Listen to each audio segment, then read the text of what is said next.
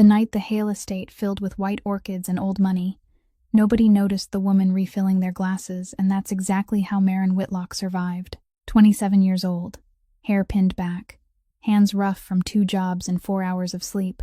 She'd learned long ago that the safest place in a dangerous house is the corner everyone forgets to look at. She wasn't there for the champagne or the diamonds dripping off the guests. She was there for the paycheck that kept her 16-year-old sister's failing heart beating 1 more month. But Maren had a gift. The powerful never respected. She could read a room like a loaded gun. And tonight, every instinct she owned was screaming. Because the bride-to-be on Casper Hale's arm, the most feared man in Chicago, wasn't smiling at him like a woman in love. She was smiling like a woman counting down. And when that beautiful, polished fiancé suddenly turned and hurled a full glass of red wine straight into the maid's face, the entire ballroom went still. 300 guests.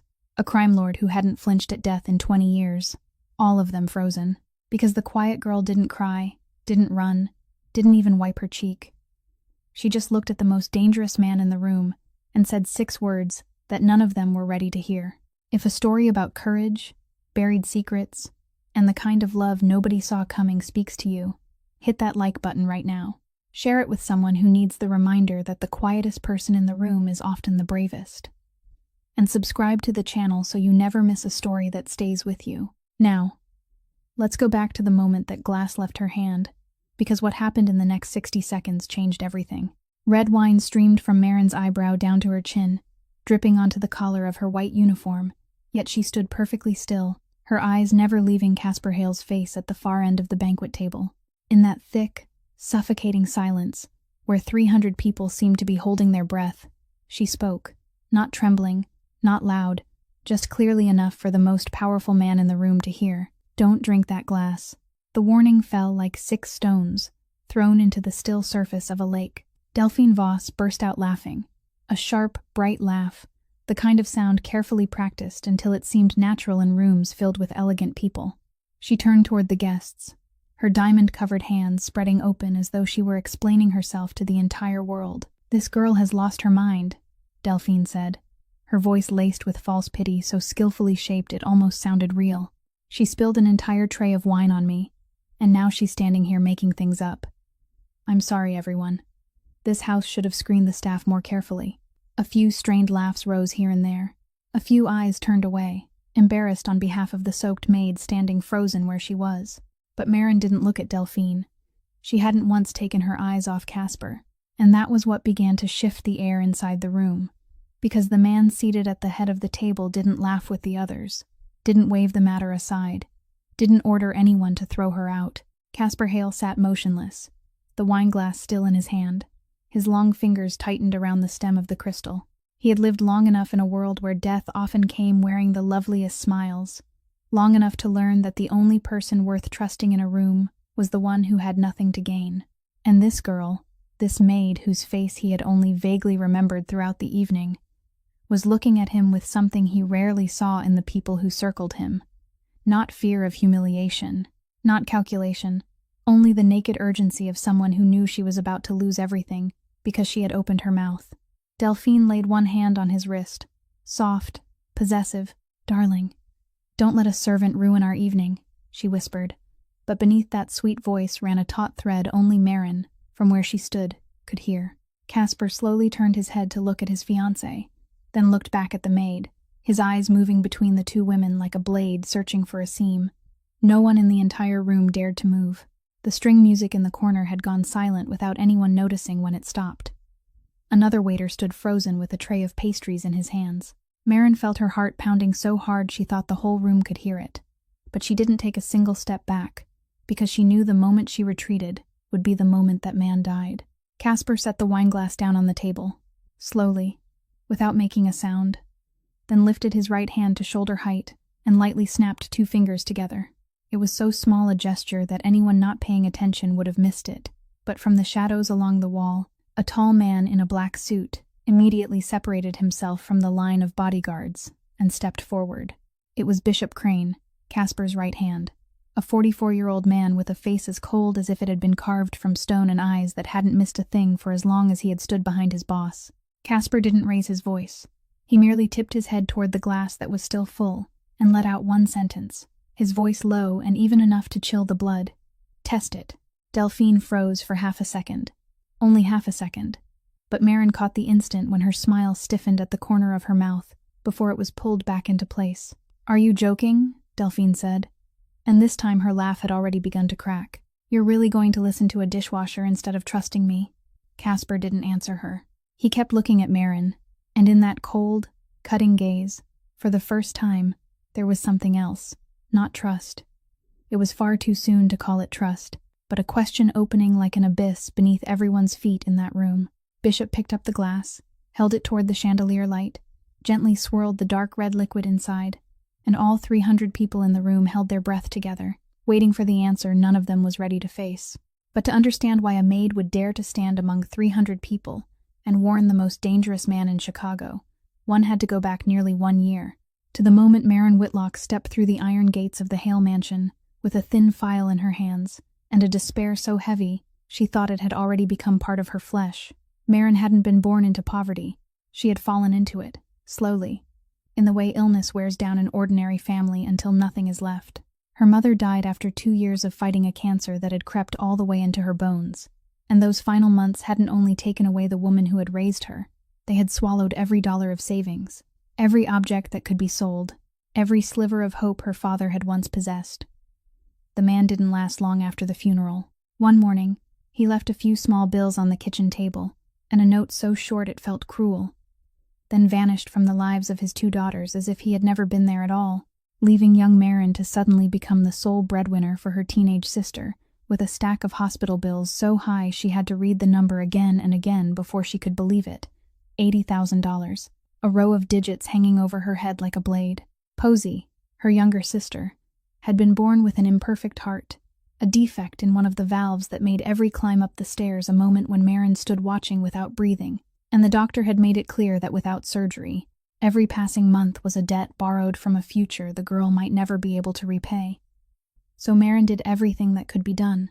She took extra night shifts at a roadside diner on the south side of the city, wiped down tables for truck drivers at 3 o'clock in the morning, then went home to sleep for a few hours, before putting on another uniform. And she learned one thing. Poverty teaches everyone forced to live inside it, that to survive beside people who could decide her fate, she had to learn how to read them. She read the diner manager's face to know which days she should ask for more hours and which days she should keep quiet. She read the voice of the debt collector on the phone to know when the threat was real and when it was only a script.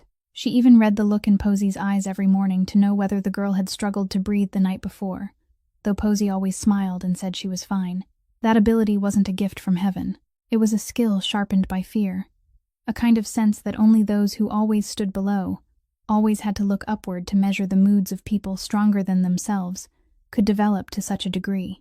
When the notice appeared for a housekeeper for a private family in the North Shore area, Marin knew at once that something wasn't normal, because the salary listed there was 3 times higher than anywhere she had ever worked. So high it seemed absurd for cleaning and serving work. During the brief interview with a stern middle-aged woman named Hollis, no one asked about her past. No one requested a letter of recommendation. No one cared where she came from or what she had been through, and that deliberate silence told Marin she was walking into the house of the kind of people who didn't need to explain themselves to anyone. She understood the rumors surrounding the Hale name very well. She understood that the money paying her might have passed through hands she didn't dare imagine. But when she looked down at the figure of $80,000 and thought of Posey's weakly beating heart inside their cramped apartment, she nodded and accepted the job without asking one more question. She told herself she would enter, work, collect her wages, and become the most invisible thing in that house, a quiet shadow slipping through gilded hallways without leaving a trace, hearing nothing, seeing nothing, knowing nothing. She had promised herself that for nearly 1 year, and she had kept that promise until the fateful night, until her eyes, trained to read people, accidentally touched upon something she never should have seen. What Marin had accidentally seen had to do with the man who owned that house, and to understand how dangerous that was, one had to understand who Casper Hale was in the underworld that most of Chicago only dared mention in whispers. At 37, Casper controlled a network that stretched from the docks along Lake Michigan to transportation companies, warehouses, and businesses that looked clean on paper, while beneath them ran currents of money. No one dared trace back to their source, and he ran it all with a cold discipline that made even the most ruthless men wary. People feared him not because he often lost his temper, but because he almost never did. Rage was a luxury for men who could still be surprised by betrayal, and Casper had stopped being surprised a long time ago. Maren had witnessed that once, around her 4th month working in the mansion, when she'd been assigned to bring a tray of coffee down to the wine cellar and had accidentally turned into the wrong corridor, the one leading to a sealed room the staff had been told never to approach. The door was cracked open, and through the narrow gap, she saw a man kneeling on the stone floor. Someone who had once belonged to Casper, someone who had sold information about a shipment to a rival faction in exchange for money. Casper didn't shout, didn't beat him, didn't leave a single drop of blood on the floor. He simply sat in a leather chair, both elbows resting on his knees, listening to the man beg for nearly 10 minutes with a patience more frightening than any roar. And then he stood, fastened the button of his suit jacket, and said in a low, even voice that the traitor would be allowed to live, would leave the city within 48 hours, and would never again let Casper hear his name. It was that restraint that made Bishop Crane and the rest of them loyal unto death, because they understood that a man who could kill and chose not to was far more dangerous than a man who killed because he'd lost control. Maren had stood frozen behind the door that night, the coffee tray trembling in her hands, and she'd understood that this man wasn't cruel in a chaotic way. He was cruel according to a set of rules, and rules were always more terrifying because they couldn't be moved by pleading. No one in the mansion truly knew where Casper came from, but the fragments that fell from the stories of the older bodyguards painted the image of an orphaned child raised in neighborhoods where kindness was a deadly luxury, a boy who had once trusted someone and had paid for that trust with scars no $1,000 tailored suit could ever fully hide. People said the man who had lifted him up when he was young had also been the first man to betray him, and that lesson had frozen something inside Casper, turning him into a windowless fortress, a man who owned everything yet truly belonged to no one, who ate dinner alone in a room large enough for 50 people, who walked through hallways hung with expensive paintings without ever letting his eyes rest on anything. And yet, in the middle of all that coldness, there was one line Casper had never crossed, one unwritten clause in his private code that even his enemies had to acknowledge. He never touched the innocent, not unrelated women, not servants who only kept their heads down and did their work, not anyone standing outside the game he had chosen. It wasn't kindness. He would have been the first to deny it if anyone dared call it that. It was the last shred of honor left in a man who had lost nearly everything else, the one fragile border keeping him from becoming exactly the kind of monster that had made him. And that very line, that cold code of honor no one would have expected, would become the only reason he was willing to tilt his head and listen to the 6 words spoken from the mouth of a maid, soaked in red wine on that fateful night. That line of honor might never have crossed Maren's life at all if not for an ordinary afternoon several months before the fateful night, when she was assigned to serve at the master's private dinner. She entered the dining room with a water pitcher in her hands, quiet as always, filled the crystal glass beside Casper's plate without spilling a single drop, then stepped back into the shadowed corner where she had always belonged, ready to disappear from the sight of those seated at the table. But that time, something that had never happened before happened. Casper lifted his head from the file he was reading. His eyes rested on her for exactly 1 moment, and then he said, "Thank you, Maren," his voice deep and calm, as though it were the most natural thing in the world. Those 2 simple words made her stop in the middle of a step. In nearly 1 year of becoming a shadow inside this house, no one in their position had ever called her by name, because to the kind of people who lived behind gold-plated iron gates, people like Maren were only part of the furnishings, a nameless hand that filled a water glass and disappeared. Yet the coldest man among all of them, the man the whole city feared, remembered her name, the name embroidered in tiny letters on the breast of her uniform, a name she had thought no one would bother to glance at. She didn't understand why that made her heart beat 1 pace faster, and she immediately forced herself to snuff out the feeling, lowered her head in a soft reply, and withdrew. To Casper, it was only an old habit, a remnant of the private code he had set for himself, the habit of remembering the names of those who served him as a silent way of never becoming the sort of man who treated those beneath him as invisible, though even he didn't realize he was doing it. But not everyone in the room saw that moment as meaningless.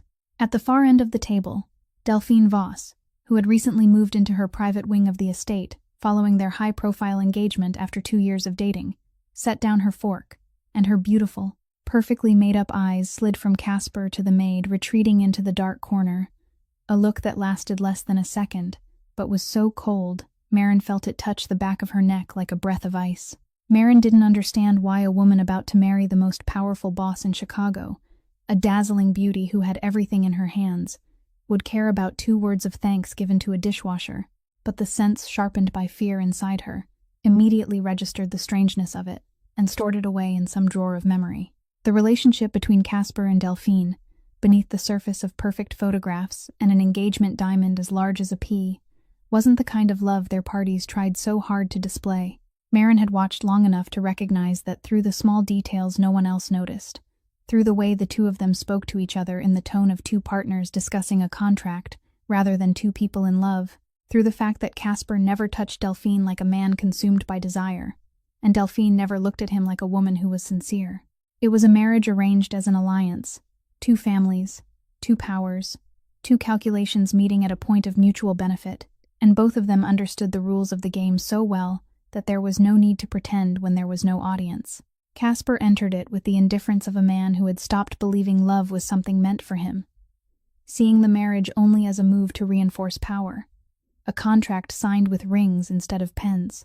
He didn't love Delphine, and he had never pretended to himself that he did.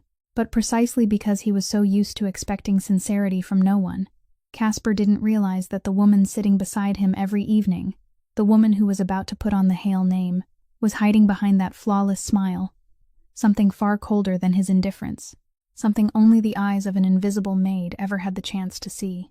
What the maid's eyes saw came on an evening only 3 days before the engagement party, when Hollis assigned Maren to clean the wing of rooms reserved for Delphine on the 2nd floor, a task she had done dozens of times, without ever thinking this time would be any different. She knocked on the door according to the rules, heard no answer, and because she knew Delphine usually went downstairs at this hour to have tea with Casper, she gently opened the door and stepped inside with the cart holding fresh towels and cleaning supplies. The room was steeped in soft golden light. The bathroom door was left slightly ajar, and the sound of running water came from within, so Maren guessed Delphine was in there. She meant to work quickly and withdraw before the woman came out. But as she rounded the vanity table to pick up a towel that had fallen to the floor, she heard Delphine's voice drifting out from the bathroom, and at once she understood she shouldn't be here. That voice held none of the sweetness of the woman who smiled at parties. It was low, hurried, sharp with coldness, and it was speaking in a language mixed with strange coded words Maren couldn't fully understand, phrases that sounded like passwords, numbers, and a name she dimly recognized as the name of the coming party. Maren stood frozen, her hand still gripping the towel, and she should have left right then. But fear pinned her feet to the floor, the primitive fear of a small animal that knows it has wandered into the den of something far more dangerous.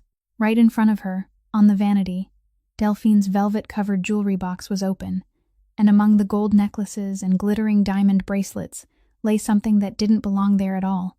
A small black handgun nestled inside the lining, its cold barrel reflecting the light.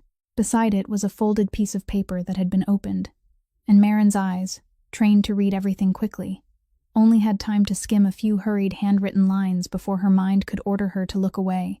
Just a few broken words, enough to build an image in her head that turned her blood cold. Casper's name, the words wineglass, the timing of the party, and one short, chilling sentence about someone's men coming in through the rear gate when the lights in the banquet hall were lowered. She didn't need to understand all those coded words to understand the meaning of what lay before her eyes, because the combination of a gun, hidden in a jewelry box, a voice whispering in code, and a fragment of a plan mentioning the man who was about to marry this woman could lead to only one truth, and that truth was so enormous. Maren felt the whole room tilt beneath her feet. The sound of water in the bathroom suddenly stopped. That abrupt silence snapped Maren out of her daze, and with the reflexes of someone accustomed to living in fear, she stepped back, pushed the cleaning cart toward the door with hands trembling so badly she nearly knocked over the stack of towels, trying to look as though she had only just entered and had seen nothing at all. But just as she touched the doorknob, the bathroom door opened behind her, and in the large mirror hanging on the wall, Maren's eyes accidentally met Delphine's. It was only an instant, so brief that later she would wonder whether she had imagined it. But in that fraction of a second, she saw the calm smile on the woman's face freeze solid, and behind all that perfect silk and velvet, Something sharp as a blade flashed and was immediately hidden away. Maren lowered her head, murmured an apology for disturbing her, hurried the cart out of the room, and closed the door behind her, her heart pounding like a frantic drum, and she knew, with every instinct that had kept her alive for years, that Delphine had just seen the thing Maren feared most, that she had seen. That night, Maren returned to the cramped apartment she shared with her sister on the south side of the city, without being able to remember how she had made the journey, her legs moving by instinct while her mind remained trapped in the room on the second floor of the mansion, still seeing the black gun lying among the diamonds, still hearing that coded voice whispering behind the half-closed door. She lay down on the narrow bed beside Posey's room, pulled the blanket up to her chin, and closed her eyes, but sleep didn't come. Instead, a struggle began in the darkness, and lasted until the sky beyond the window turned from black to gray. One half of her screamed that this wasn't her business, that she was only the cleaning girl, that whatever happened among powerful people in that world was beyond the reach and beyond the responsibility of a poor girl who was only trying to keep her sister alive, that the only wise thing to do was forget everything, keep her head down, work a few more months until she had saved enough money, then leave that house without ever looking back. But the other half of her wouldn't be silent, because she knew exactly what she had seen meant, knew that if she said nothing, then in 3 days a man would die in the very party meant to celebrate his happiness, and no matter who that man was, no matter what things stained his hands that she didn't dare think about, knowing in advance that a human being was going to die, and choosing silence would turn her into something she didn't want to become. She thought of her mother, the woman who had taught her that there were lines people mustn't cross no matter how poor they were, and she wondered what her mother would say to her on this night if she were still alive. Then she thought of Posey, and that was when real fear closed its hands around her throat, because she understood that if she opened her mouth, the first person to pay the price might not be her, but the younger sister, sleeping quietly behind that thin wall, the sister with the fragile heart who was all Maren had left in the world. Delphine had seen her. That woman knew she had seen something, and people willing to kill a crime boss to get what they wanted would never hesitate before a maid and her 16-year-old sister. Speaking meant placing both their fragile lives on the scale in exchange for the life of a stranger who owed her nothing. Silence meant safety, meant continuing to be invisible, meant giving Posey a chance to have surgery and go on living. The coldest logic told her she had to choose silence, and for hours she tried to persuade herself to do exactly that. But every time she almost managed to convince herself, a small fragment of memory surfaced without being invited. The 2 words, "Thank you, Maren," spoken in that deep, calm voice in the dining room that day, the way that cold man had seen her when his whole world chose not to look, had called her by her proper name when she had grown used to being a nameless shadow. She didn't understand why such a tiny detail clung to her so stubbornly, didn't understand why it made her feel as though she owed some vague debt she had never borrowed, a thin thread tying her to the man who had been sentenced to death without knowing it. By the time the first light of dawn slipped through the gap in the curtains, Maren still didn't have a definite answer, only a truth she couldn't deny growing larger inside her chest, that no matter which road she chose, the girl who woke up this morning would no longer be the invisible girl who had closed her eyes the night before, and that there were some things, once seen, that could never be unseen by shutting one's eyes and pretending they had never been there. 3 days passed in a state stretched tight as a violin string, and Maren still hadn't made her final decision when she stepped into the banquet hall that night in her serving uniform, swept into the machinery of preparing for an engagement celebration she knew was a trap about to snap shut. What she hadn't foreseen was that Delphine had made her own decision long before then. To Delphine, the maid who had caught sight of her in the mirror 3 days earlier, was no longer a harmless pawn that could be ignored, but a dangerous variable that had to be neutralized before it had the chance to speak. And a professional like her understood that the most effective way to silence someone wasn't always murder, because a maid's body disappearing right before the party would bring questions she didn't want anyone asking on the most important night of her plan. There was another way, much more subtle, and that was to destroy the witness's credibility before the witness could open her mouth, to turn her into someone no one in that room would bother believing, not even for a single word. All evening, Delphine watched Maren from the corner of her eye, with the patience of a cat stalking prey already within reach of its claws, waiting for the exact moment when the maid came near her table, waiting for the instant when enough eyes were turned toward her, for the performance to have its greatest effect. Maren felt that cold attention pressing against the back of her neck all evening, and it only made her hesitate more. only made the warning she meant to speak lodge tighter in her throat, because she understood she was being watched, understood that every step she took tonight was within that woman's sight. And then the moment Delphine had been waiting for arrived, when Marin stepped close to clear the appetizer plates beside her seat, just as an important guest had lifted his glass in congratulations, and every face in that area was turned toward the couple about to be engaged. The splash of wine wasn't an impulsive act of jealousy, as the 300 people in the room hurried to interpret it. It was a move calculated down to the second, a cold first strike disguised as the anger of a difficult bride. In the few brief seconds after the dark red liquid struck the maid's face, Delphine had already attached the label she wanted to pin on Marin in front of every witness. A clumsy, careless servant, perhaps drunk or mentally unstable, someone whose every word afterward would be heard only as the babbling of a maid who had just committed a shameful mistake. It was a perfect trap, because if Marin cried or ran away, she would look exactly like the guilty figure Delphine had just created, and if Marin angrily argued back, she would look like an insolent girl who had lost control. No matter how she reacted, her credibility had already been destroyed before she could speak the truth. Delphine had calculated every possibility, had anticipated every ordinary reaction of a human being humiliated in public, and she was confident she had sealed every escape route for that dangerous maid. But there was one thing Delphine hadn't calculated, one variable outside every script her sharp mind had drawn, and that was that she had judged Marin by the measure meant for ordinary people, people who would collapse or lose their temper when shamed in front of a crowd. She didn't know that the girl standing before her had grown so used to being treated as invisible that a glass of wine thrown in her face no longer had enough force to break her. She didn't know that those eyes, sharpened by fear, had seen through her performance from the very first second.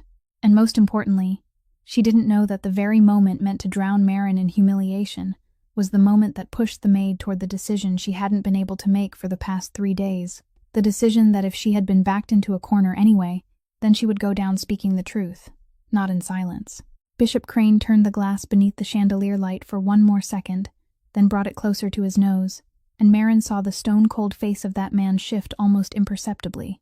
A faint frown so slight it was nearly invisible, yet enough to say everything. "Smells like almonds," Bishop said quietly, just loud enough for Casper to hear. And in their world, everyone understood what that scent meant.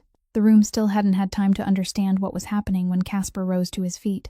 Delphine reacted faster than anyone. In an instant, her smile vanished completely.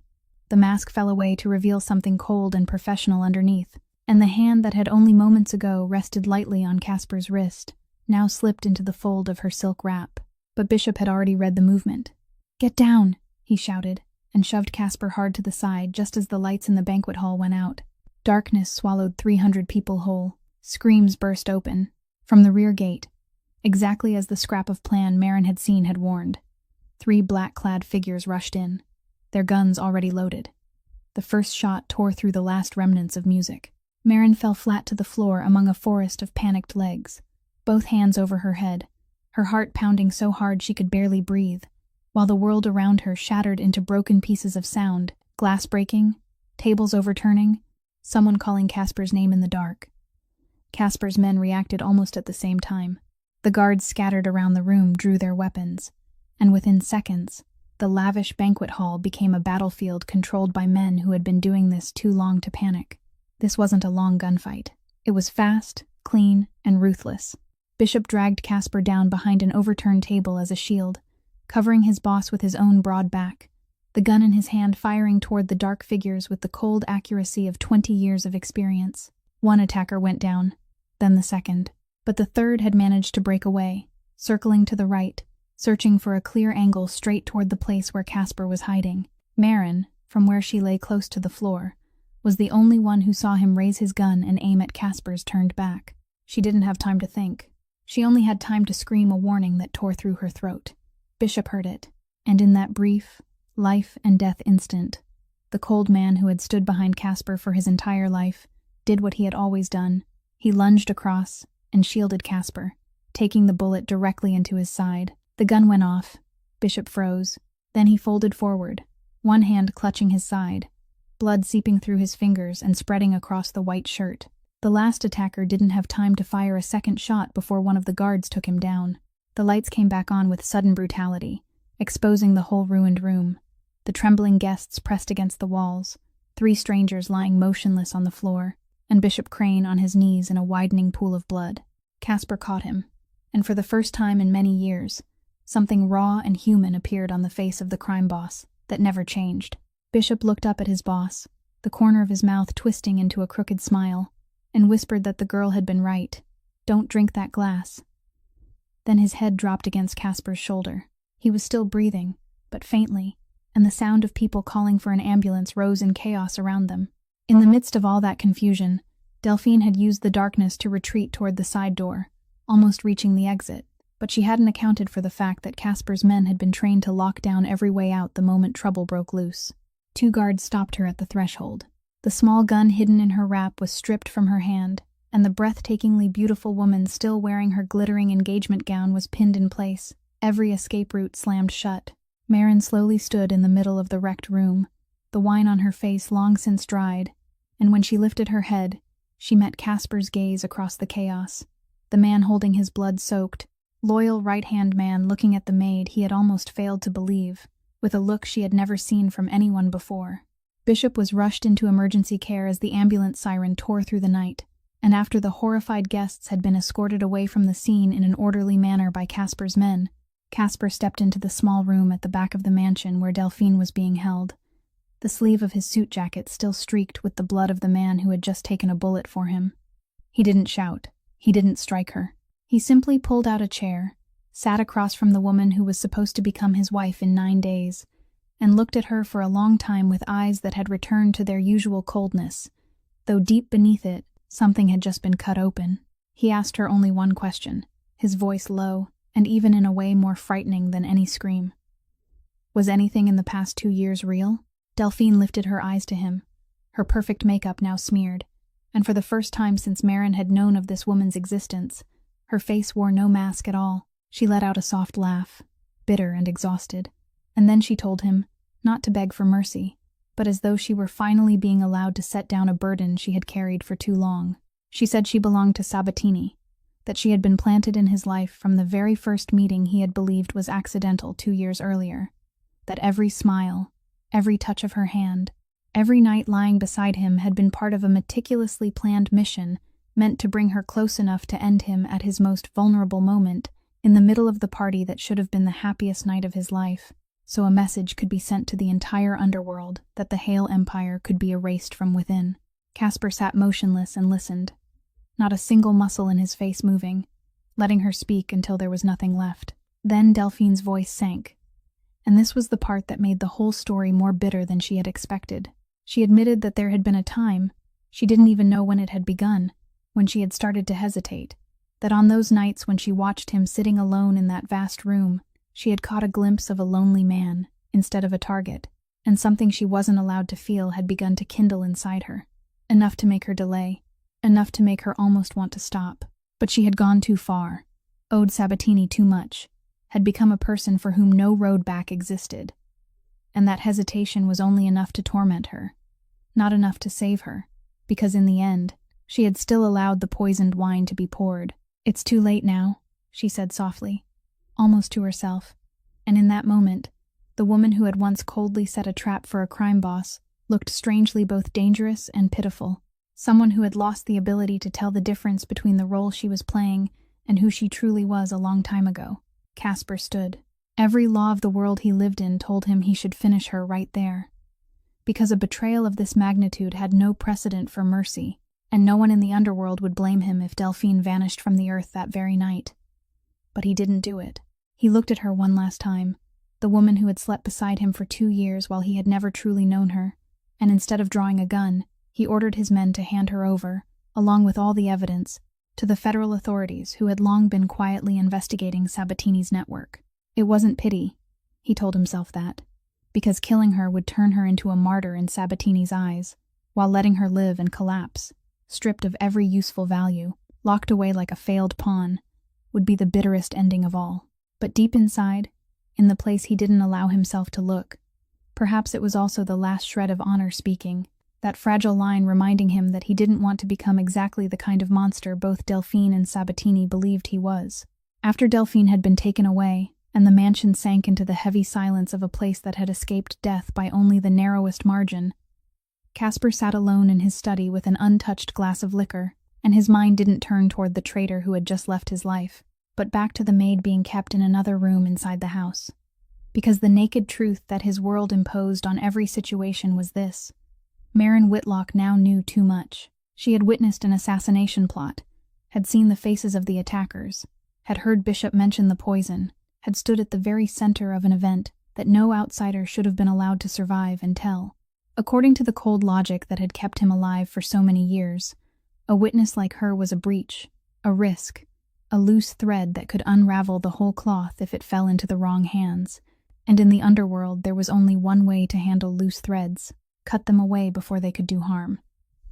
The instinct forged inside him through decades of betrayal and blood spoke clearly and without hesitation. It told him that allowing a strange girl to carry that many secrets beyond these gates would be a mistake no man in his position was allowed to make. That gratitude was a luxury men like him couldn't afford. He had given orders far more ruthless than that for reasons far smaller. But this time, when he tried to summon that familiar decision in his mind, something stopped it. A resistance he didn't know and didn't like, because in all his life, Casper had never met a person who risked their life for him without hoping for something in return. Everyone around him served some equation of benefit: loyalty bought with money, fear maintained by threat, even those closest to him staying, because they had calculated the cost of leaving. Yet that maid, a small person with nothing to gain, someone whose act of speaking carried only danger and promised no reward at all, had chosen to tell the truth when silence would have been 1,000 times easier and safer. She didn't know he would reward her. She couldn't have known whether he would believe her or order her thrown out. She had stood among 300 people, taken a full glass of wine to the face, and still opened her mouth to say something that could have cost her job, her freedom, even her life, for one single reason that Casper's calculating mind couldn't fit into any category: because it was the right thing to do. The idea was so foreign to him that it unsettled him more than the barrel of a gun aimed at his face. He didn't believe in unconditional goodness. He had buried that belief with his childhood a long time ago, and the existence of someone like Maren directly challenged the worldview that had kept him alive, forcing him to face a question he didn't want to ask: that if selfless goodness truly existed, then perhaps the cold fortress he had spent all these years building around himself wasn't the only way to live. He didn't allow himself to trust her too quickly. Trust had killed too many people he had once known, so instead of ordering her dealt with, and instead of letting her go, Casper chose the middle road of a suspicious man. He had his people quietly investigate everything about the maid named Maren Whitlock, digging deep into her past, her family situation, every connection, every possible hidden motive, to see whether the goodness he had just witnessed was real, or only another elaborate disguise in a world where he had learned that nothing ever came for free. He kept her at the mansion under the name of protection, telling himself he was only being cautious, while not yet realizing that the fact he had hesitated to act against her was already an answer he wasn't ready to admit. The report on Maren Whitlock was placed on Casper's study desk after only 2 days, thinner than he had expected but heavier than he had imagined, and as he turned each page beneath the desk lamp, the suspicious worldview he had prepared to use in searching out every crack began to fracture in a way he hadn't foreseen. There was no hidden motive at all, no connection to Sabatini or any rival power, no sophisticated disguise for him to peel apart. There was only the naked story of a young woman carrying a weight no one her age should have had to carry, a crushing hospital debt, a younger sister with a damaged heart, night shifts piling one on top of another, a life wrung dry drop by drop, just to keep one small life beating. Casper read the section about her sister again and again, and a strange feeling began to crawl up the back of his neck, a vague recognition not yet fully formed. The name of the hospital in the file, the timing, about 1 year earlier. Something brushed against his memory like a piece finding its way back to where it belonged. He called someone in and ordered them to pull the records of the charity foundation he had quietly maintained for years. The foundation almost no one knew existed, used to pay urgent medical bills for patients who couldn't afford care at a children's hospital. He silently sponsored, one of the very few things he did without profit, without image, a small corner where he had kept some remnant of the person he had been before. This world turned him into what he was now, and when the list was brought to him, when he traced line after line of names until his finger stopped, He sat in silence for a long time in the dark study. About 1 year earlier, before Maren had ever set foot inside this mansion, before the name Whitlock had meant anything to him, the emergency treatment and intensive hospitalization for a 15-year-old girl with a heart defect had been paid in full by his foundation in a single night, a decision he hadn't even made directly, merely one case among hundreds approved through the hands of the people who managed the fund, a nameless figure on a long list. That girl's name was Posey Whitlock. Casper closed his eyes. He, a man who didn't believe in fate, a man who had built his whole life on the belief that everything in this world was transaction and calculation, suddenly found himself standing before a coincidence so vast it no longer felt like coincidence at all. He had once unknowingly saved the life of the younger sister of the girl who, nearly 1 year later, would save his, and neither side had known it. Maren had no idea that the employer she had come to work for, the man she had risked her life to warn, was the nameless hand that had kept her sister alive through that fateful night. And she herself didn't know that the unusually high wages that had drawn her to this house, the job where no one had asked about her background, might have been arranged by something larger than both of them. In that moment, something inside Casper's windowless fortress shifted, not shattered, not yet. But one brick had loosened from the wall that had seemed impossible to move. He didn't tell her what he had discovered. He didn't tell anyone, but from that second on, the reason he kept Maren in the mansion changed in nature, though he himself didn't yet dare give it a name. On the surface, the reason remained a cold and legitimate truth. Sabatini hadn't been arrested. And now that the assassination plan had failed, the old man wouldn't leave behind any witness who could expose his network, which meant Maren and Posey were both now within the reach of a man willing to kill in order to silence people. Keeping her there was to protect her. That was what he told himself. But deep beneath that reasonable excuse, for the first time in many years, Casper Hale kept someone close, not because she was a risk that had to be controlled, but because some part of him, the part he thought had died, couldn't bear the thought of letting her walk out there alone. In the days that followed, Maren remained in the mansion under the name of protection, and during that strange stretch of time, when Bishop was brought home to recover after the surgery to remove the bullet from his side, she began doing something no one in this house had ever expected.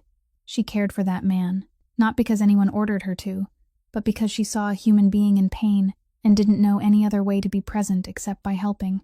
She changed his bandages, brought hot porridge up to his room, sat with him when he woke in the middle of the night because of the pain, and Bishop, a man who had spent his whole life standing behind someone else, was cared for by someone for the first time without calculation. And little by little, he stopped looking at her with the wary eyes of a bodyguard, and began looking at her as a rare, kind soul who had somehow wandered into their world. It was through those moments that Casper began to observe Maren in a different way. He noticed the way she treated everyone in the mansion, from the gardener to the girl who cleaned the kitchen, with an equal respect that the people living in silk and velvet around him had lost a long time ago, and he realized she didn't change her manner depending on whether the person before her was a bodyguard or the most powerful boss in Chicago. To her, he wasn't Casper Hale, the man the whole city feared. He was only a human being, and she treated him exactly that way. One evening, she found him sitting alone in the great kitchen after midnight had long passed, and instead of withdrawing the way her invisible habits had taught her to do, she did something no one dared do. She asked whether he had eaten dinner.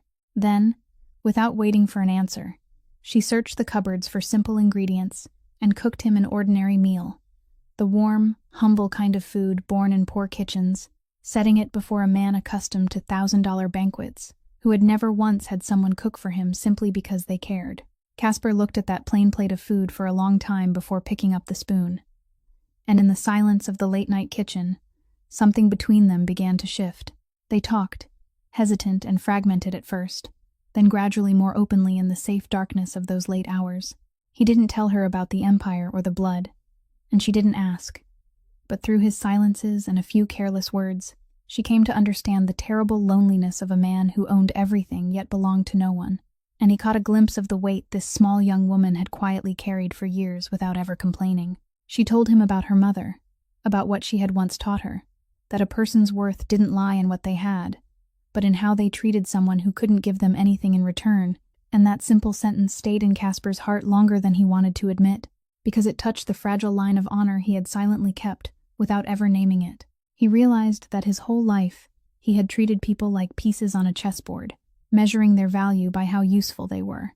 And this girl, without preaching or judging, simply by the way she lived, was quietly showing him another measure.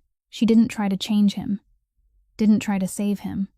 She was simply herself, and that was what carried the greatest force against a wall built from suspicion. What Maren didn't know was that while she quietly warmed the long nights inside the mansion, Casper had silently done something he never told her about. He had his people contact the best cardiologist in the region, arranged an appointment, and took care of the entire cost of the surgery Posey had waited far too long to receive, not as a reward to purchase Maren's loyalty, and not so she would be grateful to him, but because for the first time in many years, he wanted to do something right for someone without needing anything in return, exactly as she had done for him on the night when she had nothing to gain. That quiet closeness grew night by night, and one evening it gathered into a moment neither of them had prepared for. They were sitting late in the study again, an early season rain tapping against the tall glass windows, and when Maren bent down to place a cup of tea on the table beside him, her sleeve accidentally brushed across his hand, and they both went still. Casper looked up, and at a distance so close, she could clearly see the faint scar along his cheekbone. Something stretched between them like a thread about to snap, a bare and dangerous pull that both of them had tried to ignore for days now laid open without concealment. He lifted his hand, his fingers almost touching her cheek, the very cheek that had taken the full splash of red wine on the fateful night, and for 1 second the whole world seemed to hold its breath, waiting for that final distance to close. But then Maren stepped back. She retreated 1 step, her breathing uneven, and turned her face away, because in the middle of that fierce pull, reason had cried out a truth her heart didn't want to hear. This man, the one who had remembered her name, who had taken care of her sister, who had allowed her to see the loneliness behind his shell of ice, was also the head of an underworld built on fear and violence, a man whose hand, the one that had nearly touched her face, had once given orders she didn't dare imagine. She thought of her mother, of the values she had taught her about right and wrong, and she wondered what kind of person she would become if she allowed her heart to lean toward a man like him.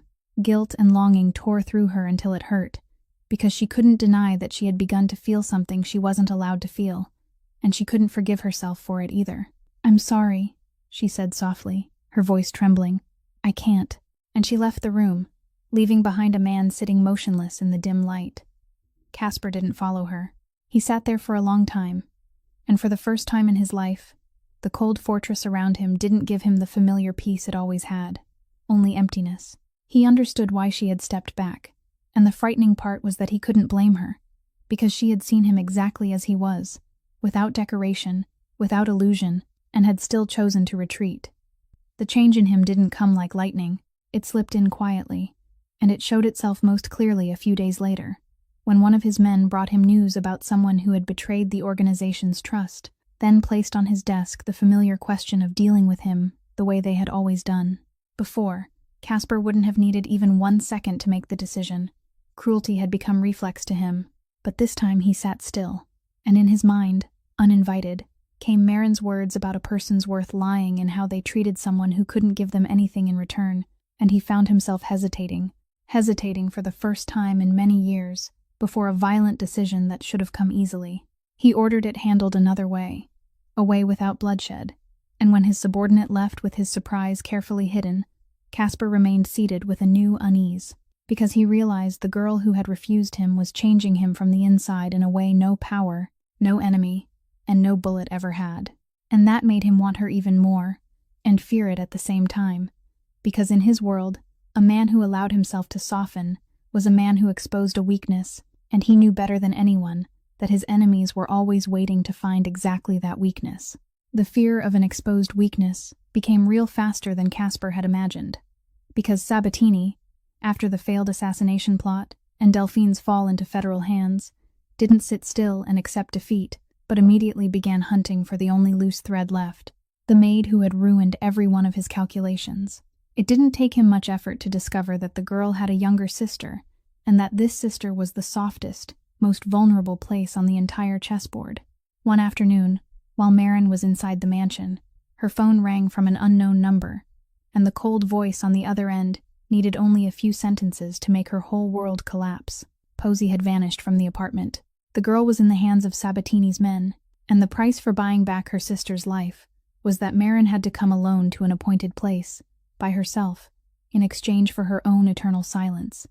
Because to Sabatini, killing the maid and erasing the witness was the only way to close the book on his humiliating failure. Marin let the phone fall from her hand.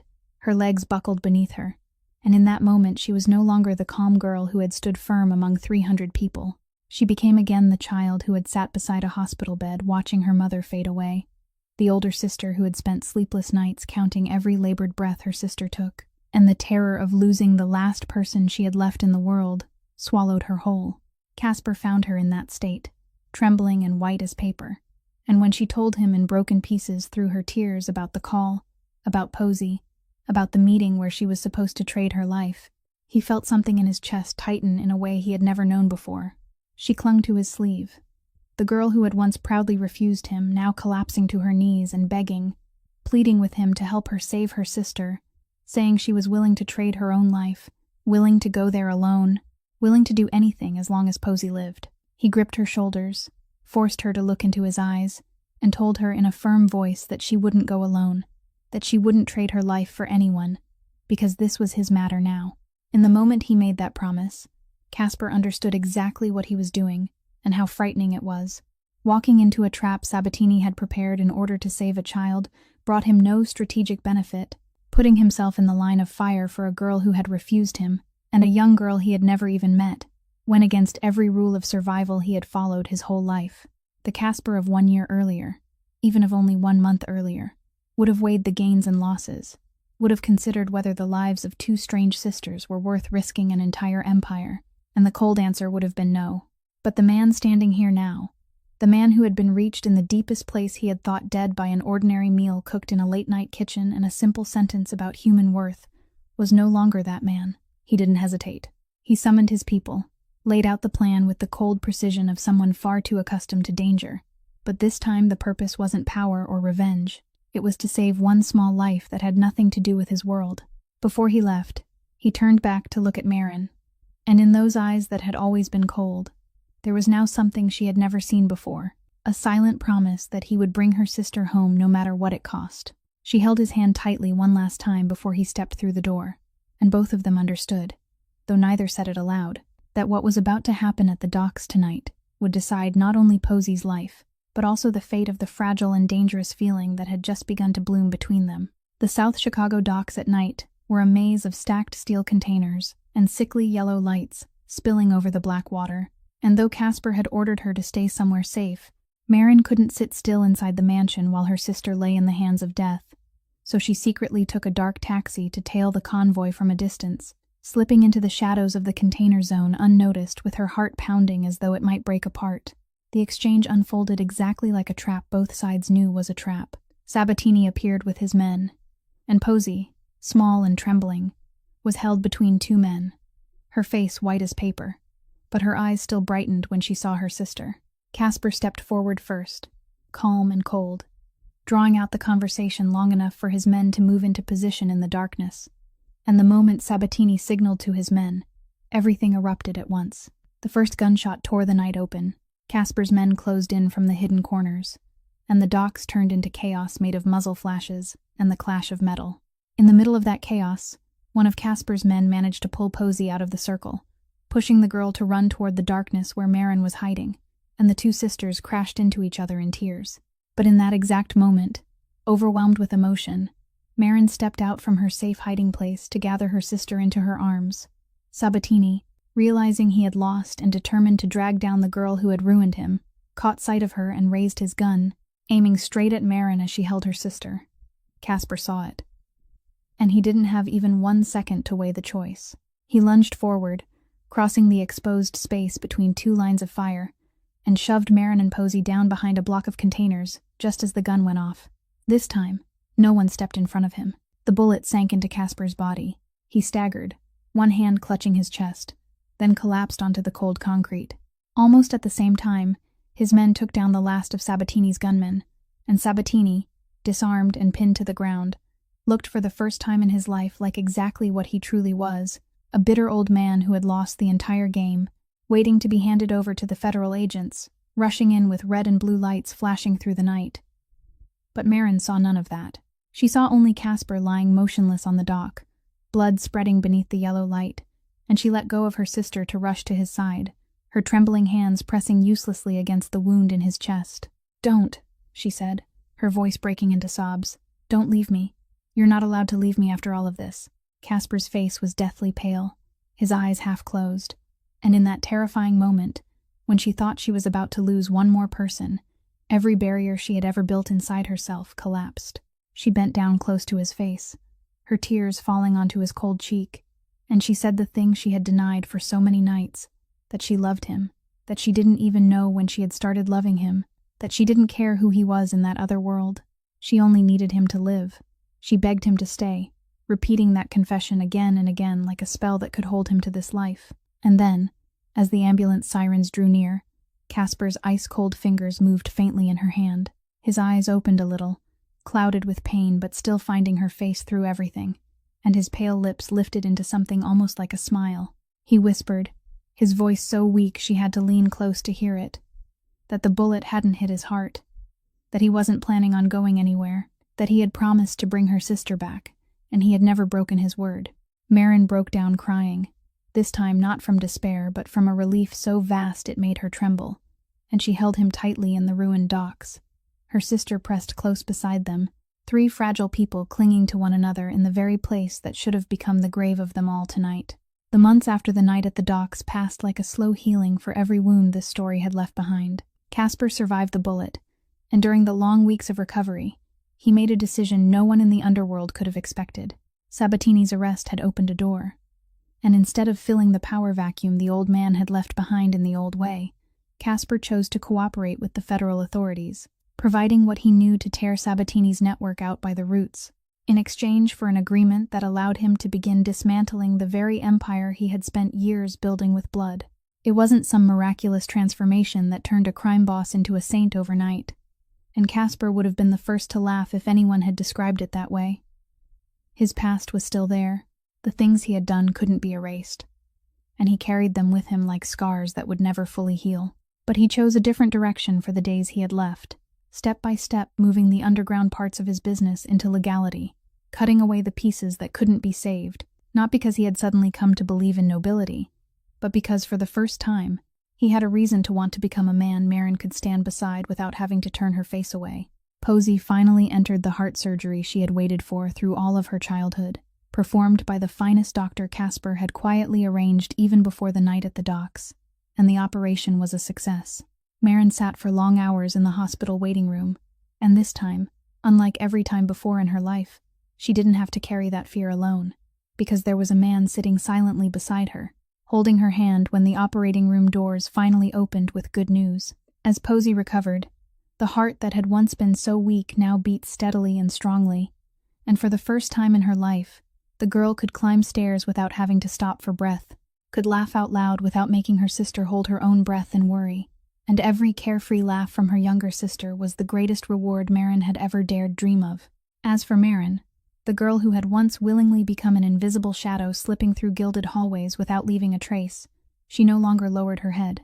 She had learned that being quiet didn't mean being invisible, that dignity wasn't something granted by status, but something a person carried within themselves, whether they were wiping tables or sitting at the head of an empire. She didn't become someone else. She simply finally allowed herself to be seen. She and Casper began something slow and careful. Two scarred people feeling their way toward trust, after a lifetime of learning not to trust anyone. There was no lavish wedding, no 300 guests, no white orchids covering a banquet hall, because both of them had already had more than enough of beautiful rooms hiding lies underneath. What they found in each other was far simpler and far more real. Ordinary meals cooked in the late-night kitchen, quiet evenings that didn't need to be filled with words, the steady presence of someone who wouldn't leave. Bishop, recovered from the wound in his side, remained beside Casper, but now more as a friend than a bodyguard, and sometimes he looked at the two of them with the discreet smile of a man who understood exactly what miracle had saved all three lives that night. The man all Chicago had once feared for his cold loneliness finally found the one thing money and power had never been able to buy him. A home, not made of expensive walls, but of two people who chose to stay beside him, when they had no reason to do so except love. And so the story of the maid, who once had a glass of red wine thrown straight into her face before 300 people came to an end, not with revenge or ruin, but with healing and a home built from the smallest things that once seemed almost invisible. If there is one thing Maren Whitlock leaves for all of us, it is the reminder that a person's worth has never been found in the clothes they wear, the work they do, or the balance in their bank account, but in the choices they make when no one is watching, in the courage to speak the truth, even when that truth may cost them everything.